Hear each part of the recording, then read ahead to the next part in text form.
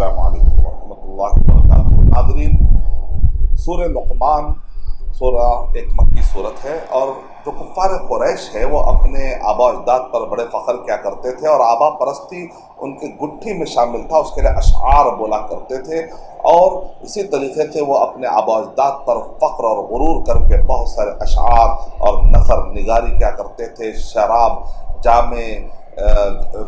के जाम वो लोग जो नोश कर लिया करते थे और अपने आबा अजदाद पर काफ़ी फ़ख्र और गुरूर करते थे। तो अल्लाह ताला ने उनकी इस साइकोलॉजी और उनकी नफ्सियात को अल्लाह सुब्हानहू व तआला ने उसका लिहाज रखते हुए उनके आबा अजदाद में लुक़मान अलैहिस्सलाम का भी वो जिक्र करते हुए थकते ना थे। जिस तरीके से वो इब्राहीम अलैहिस्सलाम का जिक्र करते थे वैसे लुक़मान अलैहिस्सलाम का भी वो जिक्र क्या करते थे। तो लुक़मान के नाम पर एक सूरत ही अल्लाह ताला ने नाज़िल फरमा दी और उनको बताया कि लुक़मान तो शिर्क करने वाले नहीं थे। और लुक़मान ने जो नसीहतें की, उन्होंने अक़ीदे में नसीहत की, इबादात में नसीहत की और इसी मामलात में नसीहत की उन्होंने, और इसी तरीके से अखलाकियात में नसीहत की अपने बच्चे को। और इस सूरत का नाम अगर औलाद की तरबियत रख दें तो भी मुनासिब होगा।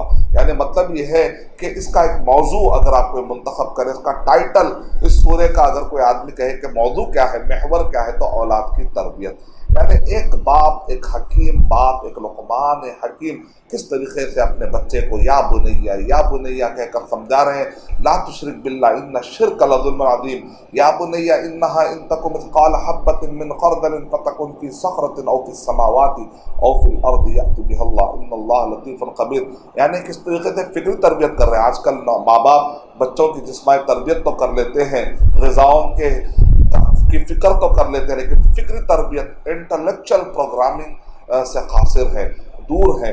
तो यहाँ पर लुक़मान सल्लल्लाहु कह रहे हैं, ऐ मेरे बेटा, अगर तू कुछ करेगा आसमान में, ज़मीन में, पहाड़ों में, अल्लाह ताला सामने ला कर रख देंगे। अल्लाह ताला बारीक भी, अल्लाह ताला खबर रखने वाले। फिर इससे क्या होता है कि अल्लाह ताला देख रहा। इस तरीके से एक मेंटल प्रोग्रामिंग तो होती है, इंटेलेक्चुअल प्रोग्रामिंग होती है। बच्चा छुप कर भी गुनाह करना चाहे तो वो गुनाह के करीब नहीं जाता, ड्रग्स के करीब नहीं जाता, सोशल एविल के करीब नहीं जाता और वो एथिक्स और मॉरल्स के हुदूद को पार नहीं करता है, अकेले में भी, तन्हाई में भी। ये बड़ा फ़ायदा होता है। दूसरी नसीहत जो इसमें मिलती है कि अक़िमुस्सलाह या बुनैया अक़िमुस्सलात वअमुर बिल मारूफ वन्हा अनिल मुनकर वस्बिर अला मा असाबक, कि बाप अपने बेटे को उभार रहा है कि नमाज की पाबंदी करो। तो ये बहुत ज़रूरी है माँ बाप के लिए कि अपने बच्चों को नमाज की पाबंदी सिखाएं, अमर बिल मारूफ व नही अनिल मुनकर, यानी कि अच्छे से अच्छे खैर के काम में लगाएं, शर वाले काम से उनको बचाएं। एक अच्छी एक्टिविटीज़ में नौजवानी में लगा दें, क्योंकि जवानी में अगर कोई एक्टिविटी में बच्चा नहीं लगता तो खाली जो है दिमाग शैतान का घर होता है। कहीं मस्जिद बन रही है तो जाओ जाकर बेटा कुछ ईंटें उठा दो, जाओ बेटा जाकर वहाँ पर कुछ मटेरियल उठा दो, जाओ वहाँ पर मस्जिद है देखो वहाँ पर कुछ जाए नमाज उठा दो, जाओ बेटा जाकर वहाँ पर कुरान मजीद मुसहफ़ है ज़रा जाकर पोष कर आ जाओ। कुछ ना कुछ मस्जिद का काम लगाना, मस्जिद में से एक तिनका भी निकालना क़यामत में तराजू में तोला जाएगा। तो बच्चों को कुछ ना कुछ एक्टिविटी में लगाएं।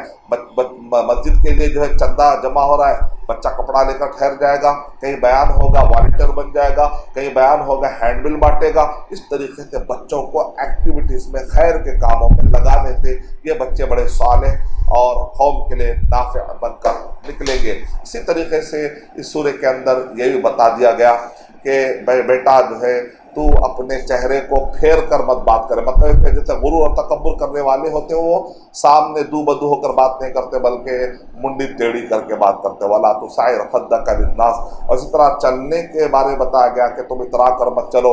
आवाज़ के बारे में तक भी बताया कि तुम जो है बड़ी बड़ी आवाज़ें मत निकालो, ये तो गधों की आवाज़ें होती हैं और लोग इसको पसंद नहीं करते। इस तरीके से बड़ी बेहतरीन तरीके से नसीहत की गई। सो लुक़मान के अंदर अल्लाह सुब्हानहू व तआला ने उन गैबियात का भी जिक्र किया कि वो 5 गैब वाली चीज़ें जो अल्लाह के अलावा कोई नहीं जानता, जैसा कि क़यामत कब आएगी अल्लाह के पास है, क़यामत का इल्म, युनज़्ज़िलुल गैस, बारिश कब होगी। और इसी तरीके से आगे जो है बताया गया कि रहम मादर के जो तफसीलात होते हैं। इसी तरीके से कल इंसान क्या कमाएगा और कहाँ पर वो मर जाएगा। اب ایک انسان آج کے دور میں کہے گا کہ بھائی آج کل تو سائنسدان بتا رہے ہیں کہ بارش کب ہوگی، کب موسم خراب ہوگا۔ میرے بھائی غیب کا مطلب ہوتا ہے بغیر کسی اسرہ مطلب ہوتے ہیں یہ پیشانی کے پاس جو باریک باریک رگیں ہوتی ہیں، اس سے بھی کوئی کم کی کوئی چیز، باریک رگوں سے بھی کوئی چیز اگر کسی نے کوئی ذریعہ استعمال کر لیا تو غیب نہیں رہا۔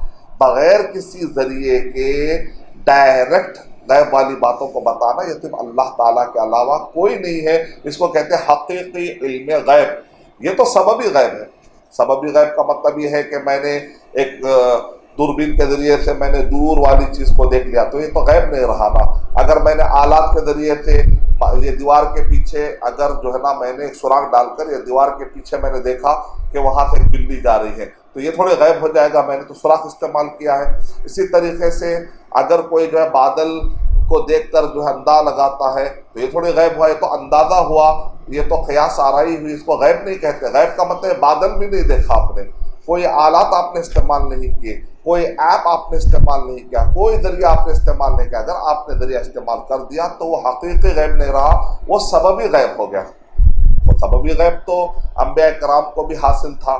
مثال کے طور پہ اللہ کے نبی صلی اللہ علیہ وسلم کے احادیث پڑھی آپ، ماضی کے بارے میں گفتگو ہے، حال کے بارے میں، بلکہ مستقبل کی پیشن گویا تو آپ کو حدیث کے بارے میں مل جاتی ہے۔ ایک صاحب نے مجھ سے کہا کہ اللہ کے نبی صلی اللہ علیہ وسلم غیب جانتے تھے۔ میں نے کہا سببی غیب ہے، حقیقی غیب تو اللہ کے علاوہ کوئی نہیں جانتا، وہ عالم الغیب ہے، اللہ تعالیٰ غیب کا جاننے والا۔ تو انہوں نے مجھ سے بحث کی کہ بھائی یہ غیب تو نبی جانتے ہیں، تو میں نے کہا سببی غیب جو ہے نا آپ بھی جانتے ہیں۔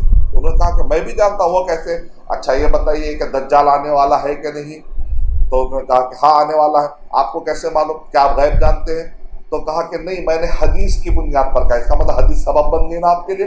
تو اللہ کے نبی صلی اللہ علیہ وسلم نے بھی دجال کے بارے میں بتایا کیونکہ وحی کے ذریعے پر، تو وحی ہے، حدیث ہے، آپ کسی ایک چیز کو استعمال کر کے بتا رہے ہیں تو یہ سبب ہی غیب ہوا۔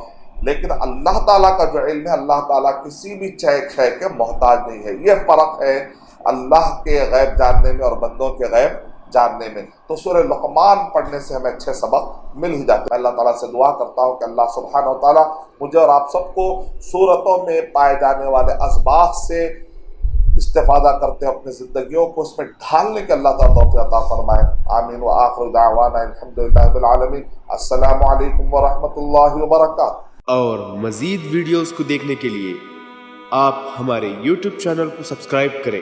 فجزاکم اللہ خیرا۔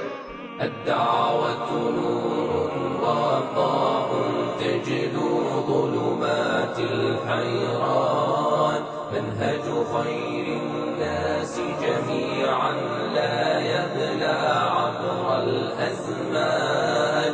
الدعوة نور وضاء تجلو ظلمات الحيران، منهج خير الناس جميعا لا يبلى عبر الأزمان. فالحكمة تكسو